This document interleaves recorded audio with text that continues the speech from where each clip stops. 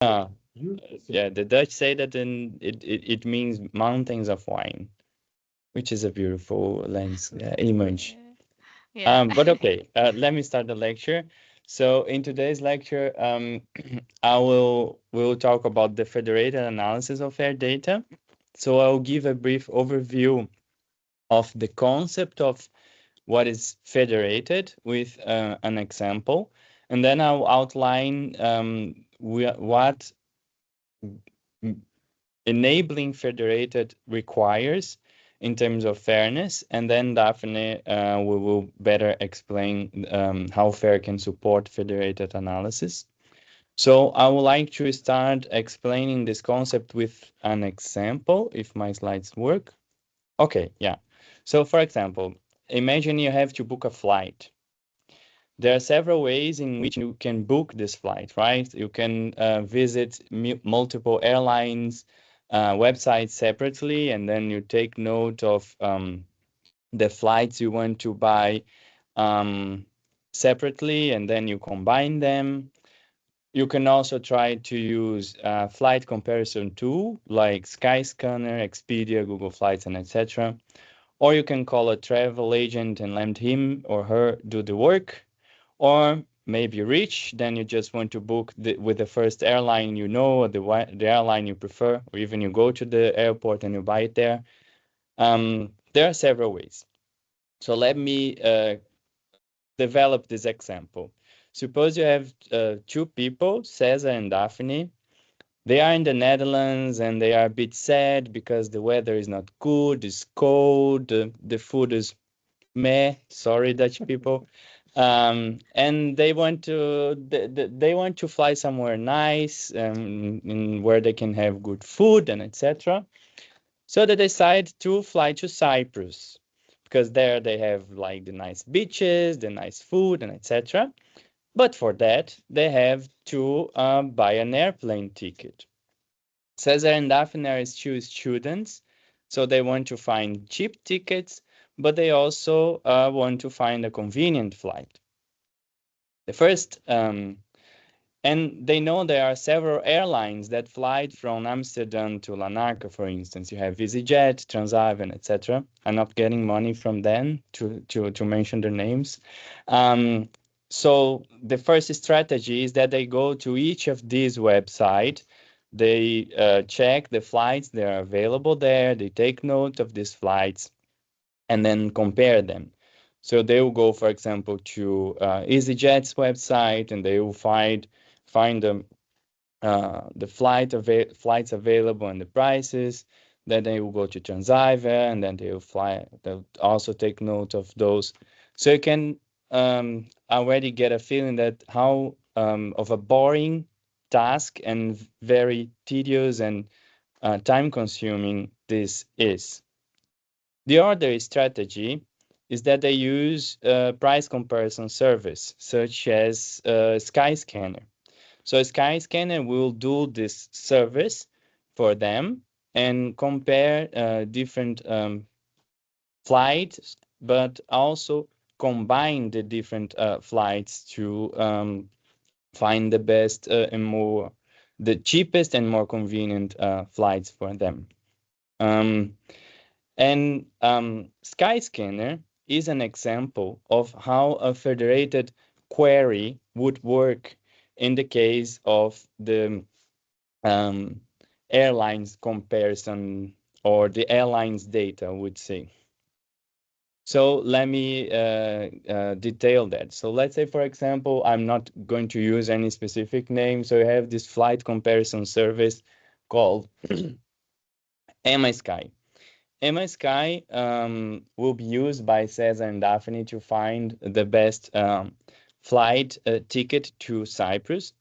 And when they send the query to the MSky service, the service will take this query into its federated querying service. And the federated querying service will send the very same query to each of the airlines database. So, for example, it will send a query to one airline, which will respond with a list of 4 flights available based on their query. A second airline will say, well, we have 2 flights available for that, and a third airline will say we have 5 flights available. So in total, you have 4 plus 2, 6 plus 5, 11 flights available, right? Or 11 combinations, right? Not not exactly, because as I said, these results can be combined. For example, maybe one airline doesn't fly on a certain day, but the other does. So you can combine an in and an out flight from different airlines. So the actual results are more meaningful for them when they are combined. For example, here that Skyscan combine Transavia and EasyJet, and Sky Express and EasyJet, so the data is more meaningful. The point with this example is that for Cesar and Daphne, the whole search was perceived as a unique search, so they didn't have to go to different airlines' websites. The prices were retrieved in real time, so there was no difference, for example, between the airlines data sets and local data set in case when you compare to the case in which you didn't use the federated querying. There was no need to copy data to a local repository to then show it to the user. And the results were presented in a harmonized and unified way for the user. And also, as I mentioned, they're combined to be more valuable.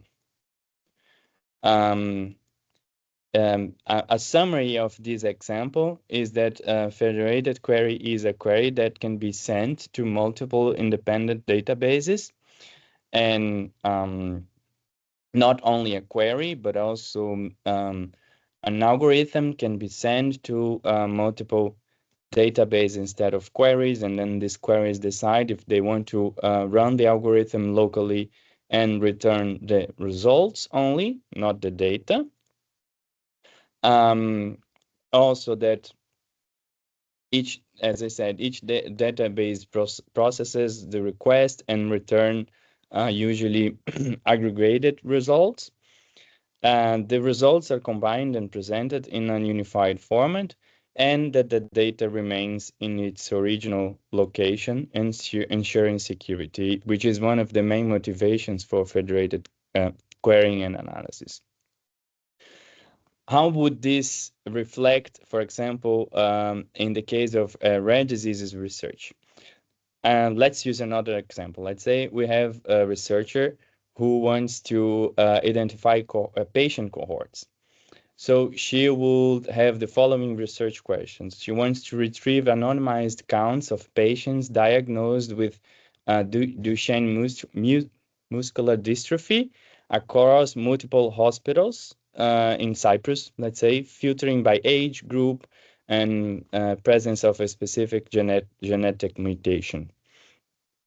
One of the interesting parts of this query is that you get anonymized counts. So the queries will go to the data sets and just collect counts, not names, which is one of the advantages of this approach.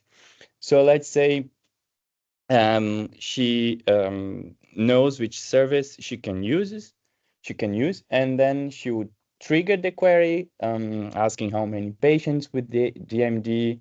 The service will send the query to a hospital, which will return a count, 5. Second hospital will return another count, 2, and a third hospital will return a third count, 3. And in this specific case, the result is actually the sum of these counts, and she'll get the response that she wants. There are 10 patients in Cyprus with the things that she defined. The implications for that is that there has to be an agreement or a minimal infrastructure that allows the federated querying to work. Like there has to be a common an agreement on common data terms, and also on how these interfaces interact with each other, both technically and legally. For example, to query for Duchenne muscular dystrophy, there is first the case of different languages. So, for example, the English term could be described in Portuguese or in Greek. I hope that this is correct name. I use Google Translator. But there are also different means to capture information. Some data sets might describe DMD as a X-linked muscular dystrophy with abnormal dystrophin, or Duchenne and Becker muscular dystrophy, or they could use, for example, ontology codes, such as the codes from SNOMED and ORPHA. And there is where FAIR comes in, because FAIR supports these implications to become reality. So FAIR data facilitates federated analysis because it allows relevant data sets to be found by machines that are executing the queries. It makes the access conditions, I mean, whether the queries or the algorithms can be accepted by machines and executed in those data sets explicit. So the machines know if they can send and receive queries and algorithms. The results can be interoperated because data is supposed to be harmonized, and the results are presented using relevant formats for the researcher to reuse them. Now I'll give the floor to Daphne, who will better explain the relationship with FAIR. You're going to use your microphone? Yes. Yes.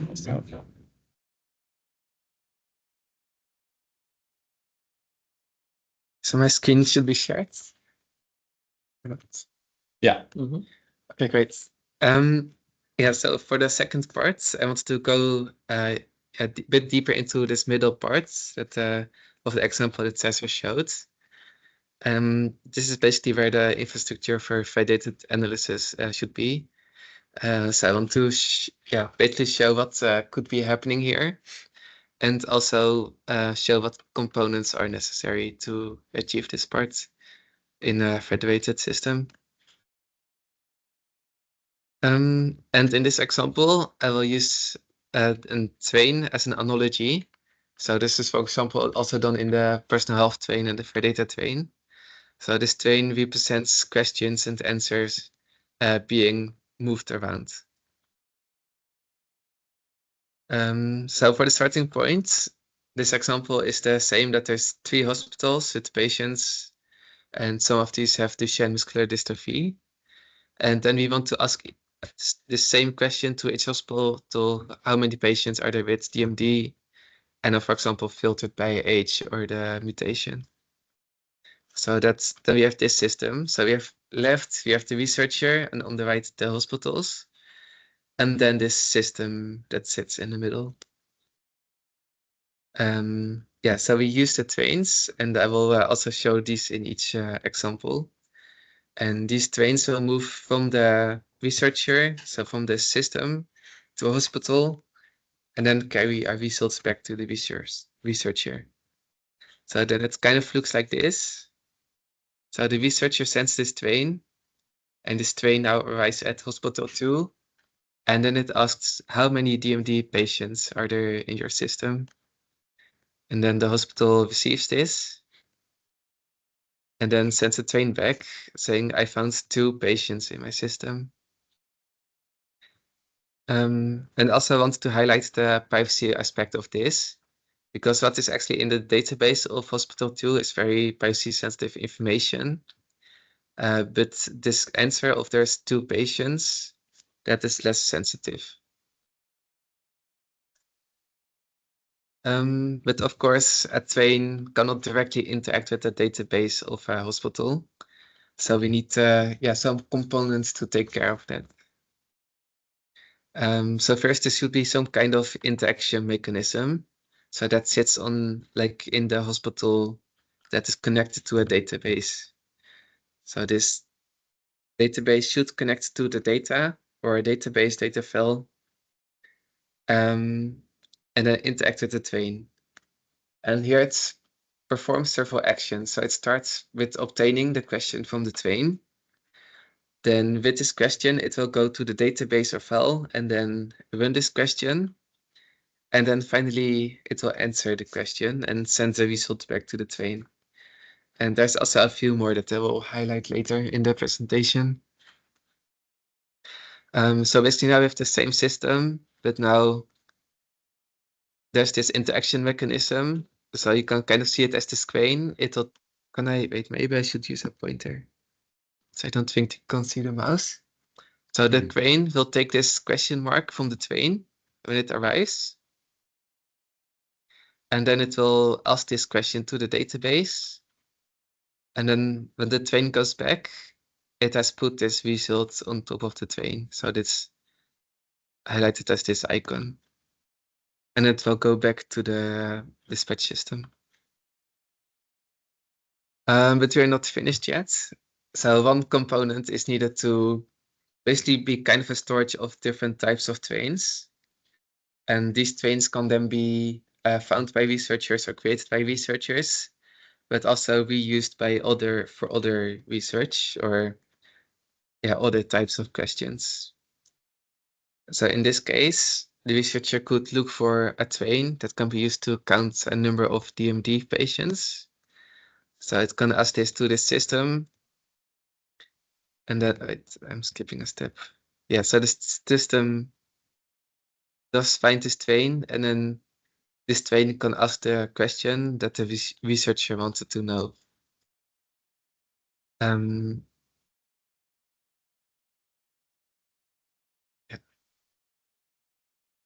then there could be many types of trains. So it could be a generalized train that counts the number of patients of a certain disease for a certain age ranges. And this way it is more efficient if people are having similar use cases. Also an important point is that there needs to be some part that actually forms the connections in the examples between the system and different hospitals, because the trains actually need to know, like, where do I have to go? So that means that the system needs to know that this data exists in this hospital and also knows that it actually can ask a question about the data. And this is also a part where the FAIR aspect is important, because metadata, for example, FAIR data points, can be used to point the system towards the data and describe the data to basically let the system know, like, we have data that is relevant for these type of questions. So that I also kind of show it here. So this hospital basically sends out this message that data about patients is here. And then this dispatch system knows I can actually connect to this hospital and send trains there.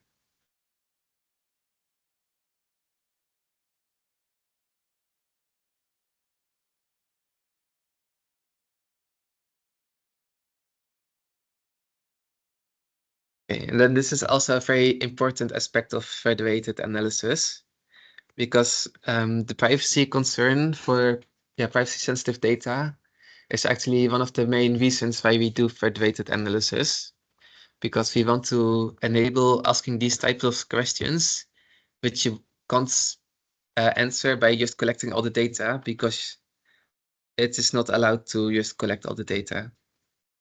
But this still means that the hospital needs to do some checks in the federated system for authentication and validation. So in this case, the hospital should still verify the identity of the person who sent the train, for example, the researcher. But ideally, the hospital would also perform a validation that no sensitive data is leaving the hospital. And that kind of looks like this. So this dispatch system has basically a key, and the hospitals have logs. And then the train can say, this train is sent by Cesar. And because hospital 2 has this receives this key that is on the train, it knows like this person is actually Cesar, and then it can say, yeah, go ahead. Good. You can you can perform the analysis. And then also, I skipped it again. This can also perform the check on the result to see there's no sensitive data leaving the hospital. And then, yeah, this can go back into the system.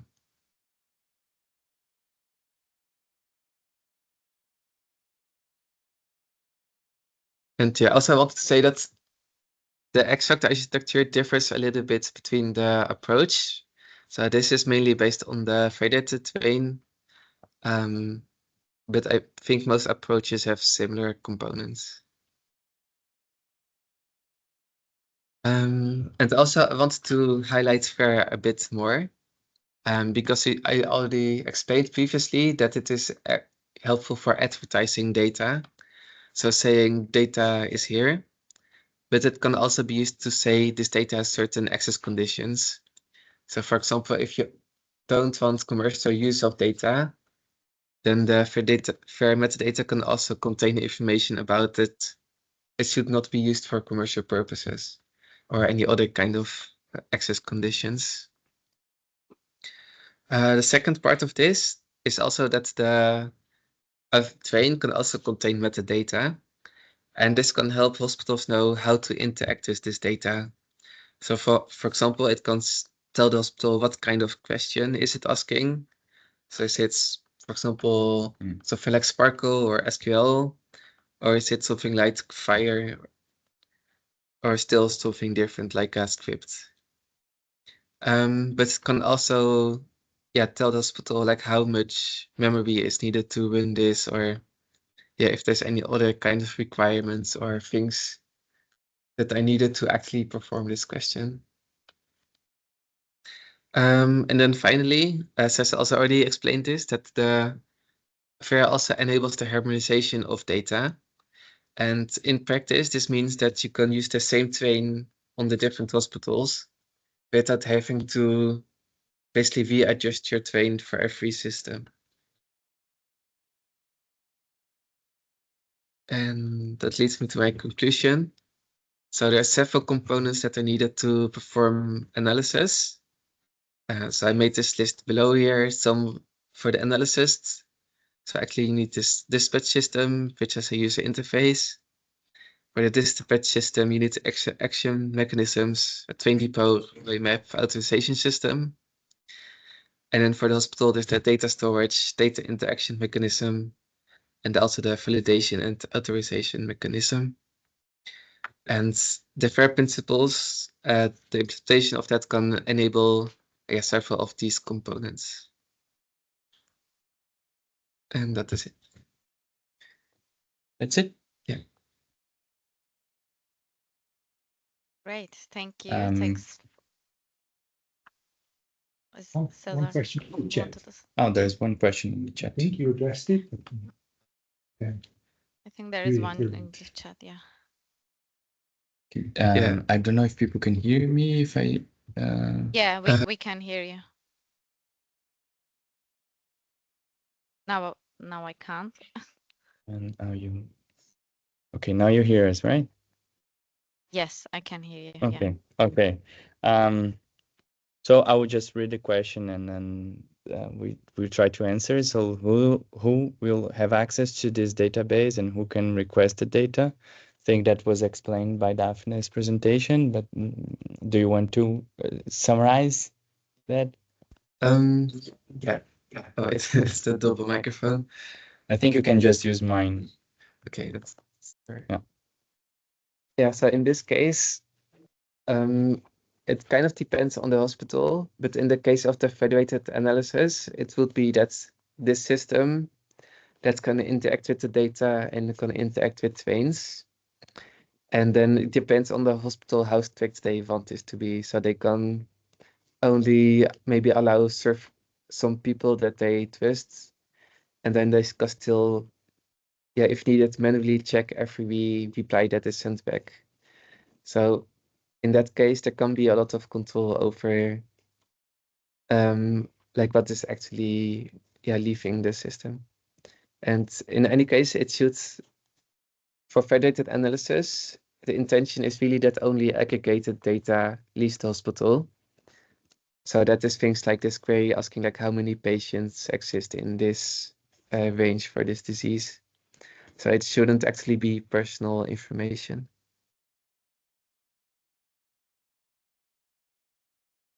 Thanks, Daphne. Did that clarify? I hope that clarified your question, Luzine. We got the thumbs up. So okay, I think we have a question from Francesco as well. Hi, everyone. So thank you very much for this presentation. Can you hear me okay? Yeah. Yeah, okay. Thank you very much. I found it very interesting. And my question is a bit of a plug in the sense that the research group that I work in is developing a pretty big federated learning framework.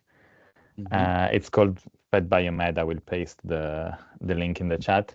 It's I would say similar to personal health training in a way, but also different in many other ways. And so I would love to collaborate somehow, and I'd be very happy to establish a connection with you guys. And my question is, so from the point of view of someone who develops like these federated systems, what do we need to do in order to easily connect to a FAIR data point? Is it just a matter of implementing like OMOP or FAIR or some like standardized querying interface, or is it more difficult than that, or do you have any experience?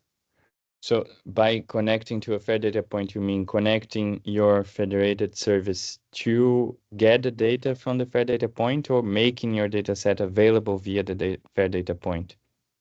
It would be connected to get the data, or not even get the data, but like perform computation locally on the, like I would maybe compute like a mean of the data or something more advanced, like running some AI on the data locally and then getting the results back through my framework. Okay, so more on allowing your framework to understand the FAIR data point and send and receive requests. Precisely. Yeah. I think that would first entail the metadata model. Yeah, so this. You can just use it. Keep using your microphone. Yeah, so I think there's different levels of this. So in the first level, it is mainly, so whatever federated analysis system you have, then a FAIR data point can have metadata about nodes in the system. So it can say, this node exists and has these types of data. And then, so in the FAIR data point, you have this description of the data, but there's also description, so it's called a data service that explains, for example, an API or something else you have to connect to. So in that sense, it can advertise a node like that. But also, there's also development of the FAIR data train now, where the FAIR data point is a bit more integrated. And there it will have metadata for different components like the trains. And then it's the FAIR data station. And then it will really exactly tell you, you can send a train to this API. And when the train is sent there, it will be used. Okay, so I understand that in short, currently the FAIR data point is capable of describing a data service that provides a certain type of access to the data. And for now, your framework would have to know how to access this data service described in the FAIR data point. And in the future, there is already an ongoing effort to make this easier, I would say, by describing how specifically federated analysis queries and algorithms can work with a FAIR data point. So there is a solution for now, but there is ongoing work to make the solution more of a solution. That's great. Thank you. Thank you for your answer. This is you want to add? Yeah. Yeah. Am I audible by the laptop of Cesar? Can you nod if you hear me? Oh, yeah, now. Yeah, now. yeah, I can hear you now. No, so I think what I think is useful to think of a FAIR data point, because it's often so central to the things that we do, to think of a FAIR data point as a standard way to interact with metadata, and also standardized metadata. But it's a standard way to interact with that, and it's no less than that, but it's also no more than that. So it's all about information, conveying information about what data you have, what capabilities you have, how that data is formatted. That's all metadata that you can then navigate in a standard way via the FAIR data points. All the computational parts, also even applies to the authentication servers. These things that need to be computed, they are not part of the FAIR data point. The FAIR data point just provides, this is the pointer to it, and this is what it means, or this standard has been used. But then the execution parts, they are not part of the FAIR data point itself. So that also makes it, we think, pretty complementary to a lot of systems, because it's just an additional metadata component. And the purpose is to be able to automate all the different letters of FAIR, to automate finding resources in a network, to automate how you get access to these resources, to automatically filter on resources because they follow certain formats, for instance. That is the ultimate purpose, to automate. Okay, perfect. Thank you very much. And about the Jan? collaboration, I will send you a message.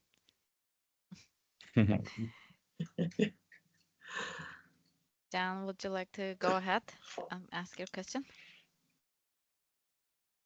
Somebody else had their, Stella had her hand up first. Oh, okay. Sorry, Before Stella. she put it down. Okay. Thank you. Thank you for the very, very great presentation. It was really easy to follow.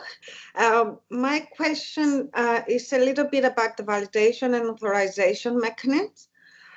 Is it a responsibility of the hospital, or it can be part of the whole train station analogy? Church. I keep doing the same mistake. So it's this, I think, a shared responsibility. So within a consortium or any other group, you can set up a framework of authentication, so that it keeps track of different users and can validate this. But still, the hospital would need to connect to this system to actually provide control on their own database, to see if who is connecting is really connecting. So I think it's part of both. It's a shared responsibility. Yeah. You want to add something? Well, ultimately, Thank you. the philosophy is that access to sensitive data, that the sources, especially in a federated network, that the sources are responsible for controlling access to their own data. So, and that's what we want to facilitate. So we had a similar issue in the EJP with the virtual platform, and there centrally there was an only authentication implemented, but not authorization, with the idea that the resources would provide basically both, but that they would do the authorization. That would not be a central responsibility. And I guess Francesco, with this federated network, would have come to similar solutions for that. Yeah. Okay, I understand thank that.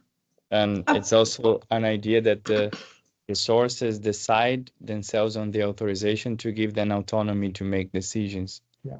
And the method that they use is then metadata in the FAIR data point.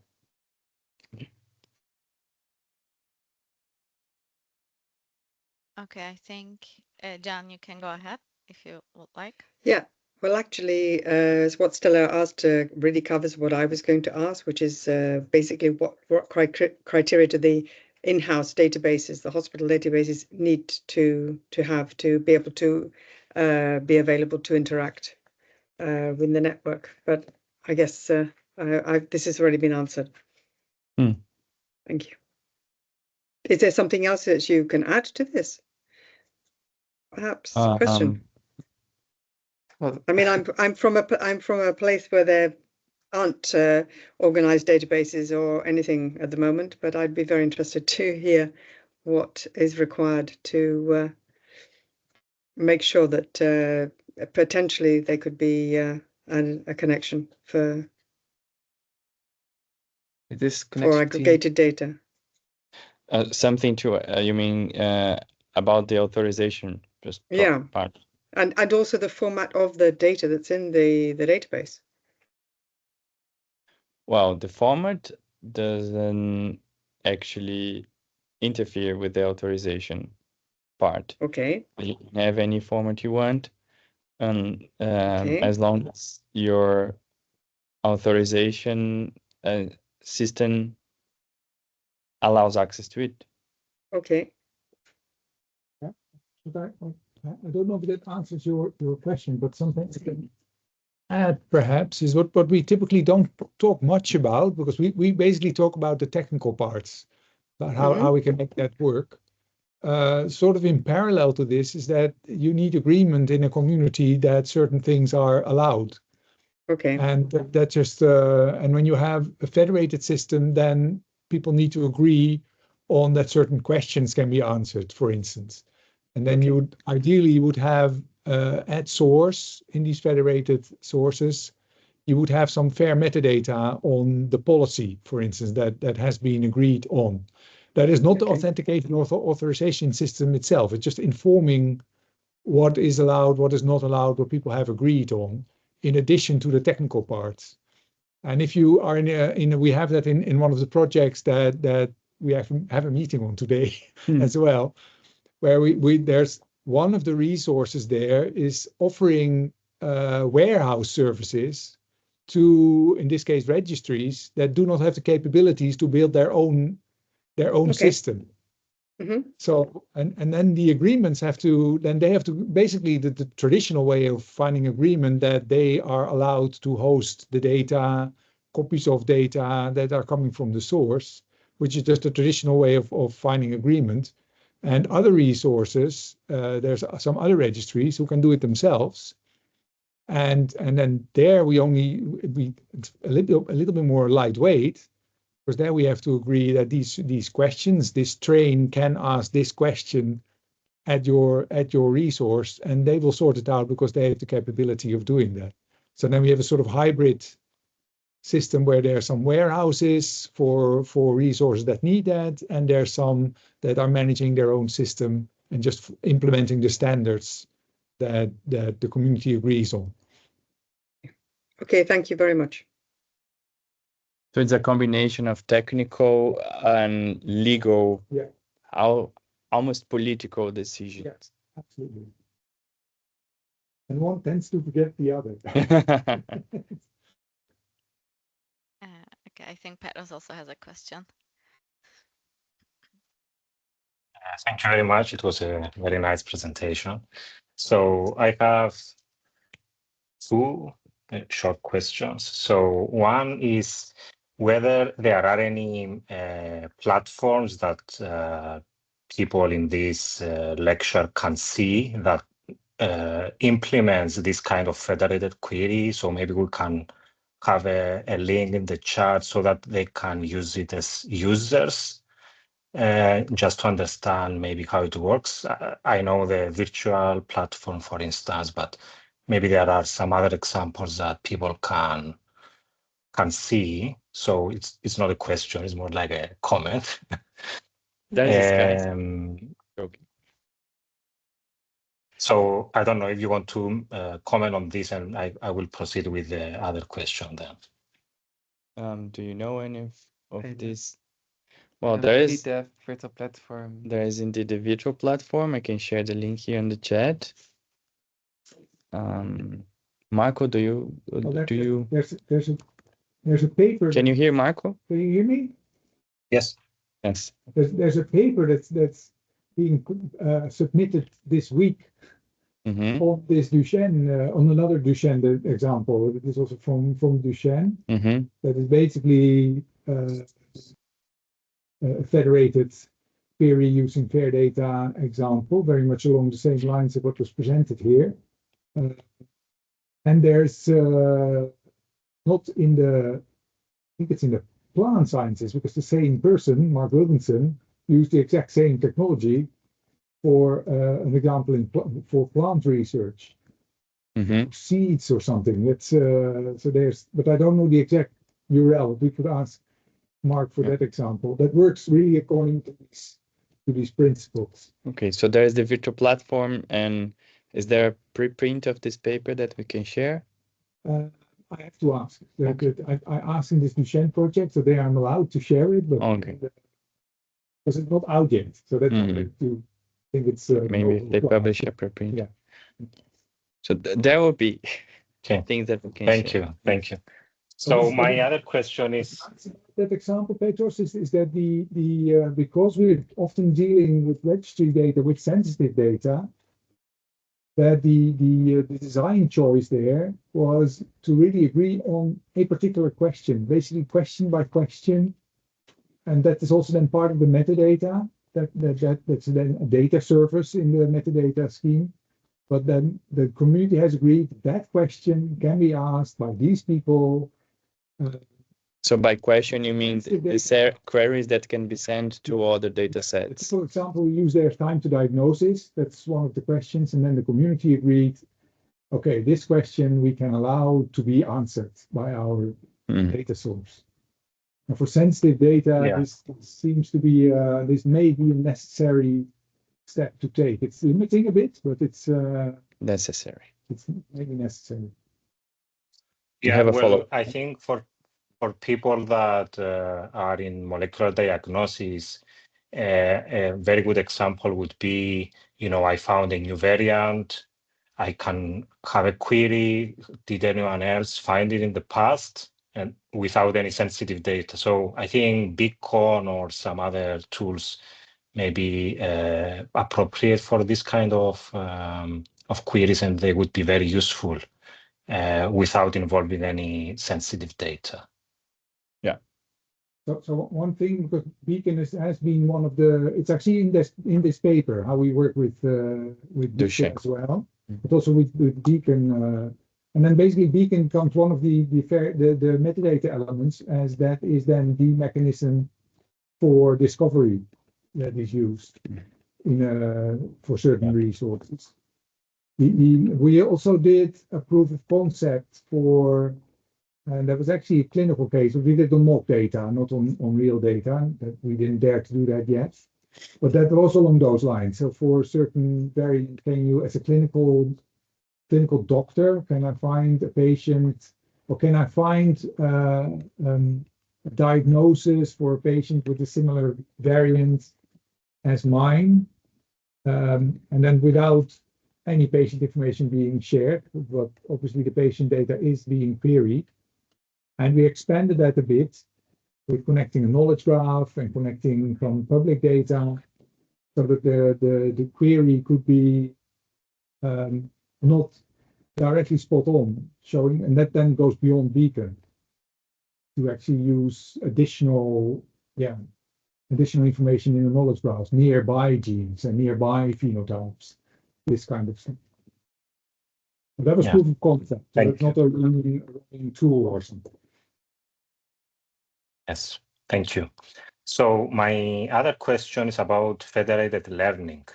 So not querying, but learning. So do we have to sacrifice the performance of the algorithm, of the method, if we choose federated approach rather than centralized one? And are there any mechanism to, because I guess you train like smaller data sets, many smaller data sets in each case. So I was wondering if there are any mechanism where you can kind of take this into account and have a similar performance.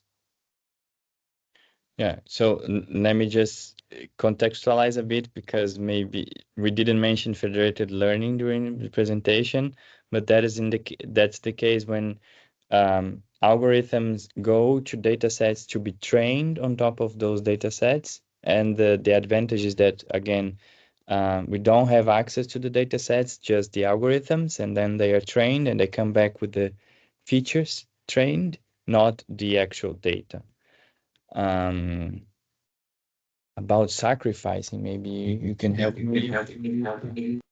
Keep doing this. So, as far as I understand it, with federated learning, because you have the different data sets in different places, it's not always possible to achieve the exact same performance as like a centralized approach.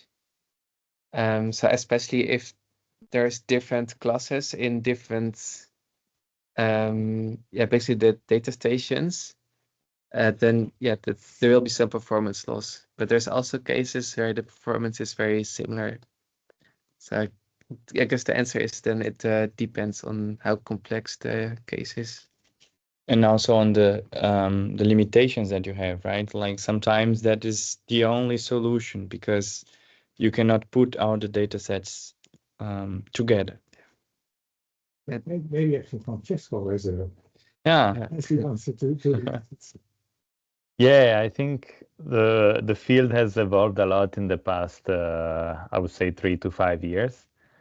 I think what Daphne said is the current consensus that federated learning improves a lot over local, like training each individual local data set without considering the data sets of other people.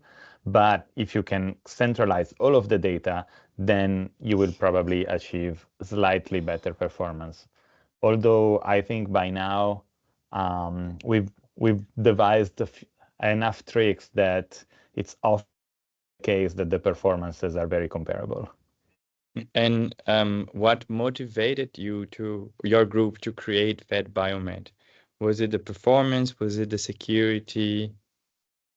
It was there was a consortium of cancer hospitals in France who had a specific use case in mind. It was to develop something that has to do with analyzing PET images. And this started a long time ago, so the available software went very, very good in the medical applications. And so we started, and then we gained a little bit of traction, and so now we're like trying to build up a user base. We're in a couple of projects, and I imagine that was also because of because you were dealing with patient-sensitive data. Absolutely. Okay.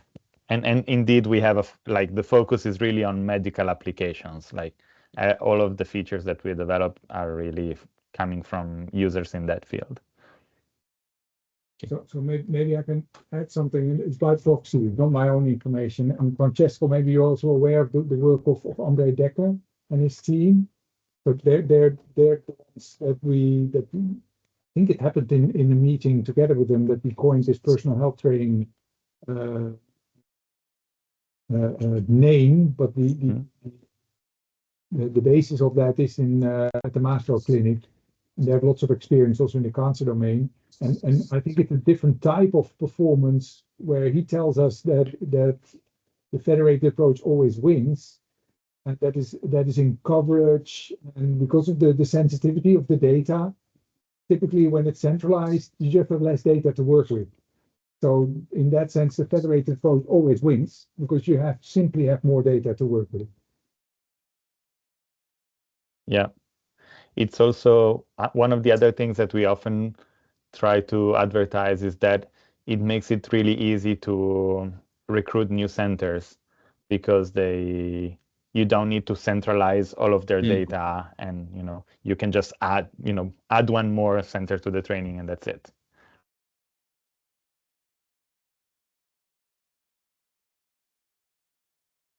Thank you. I think Stella wants to ask another question.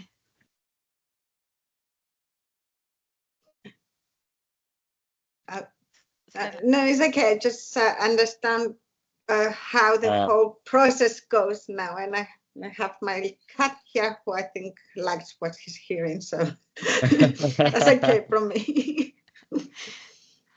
Okay. Do we have any other question? Okay. I don't think we do. Okay, then I think we can close off the session. I would like to thank to our speakers, Cesar and Daphne, and also for Marco for a really good discussion and for sharing their expertise on federated analysis of the data. And also thanks to everyone who joined us today.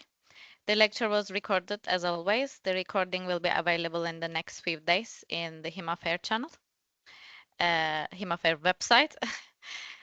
So thanks everyone for your time and have a good rest of your day. Thank you. Thank Bye you. bye. you. Thank you. Thank Bye-bye. you. Bye-bye. Bye.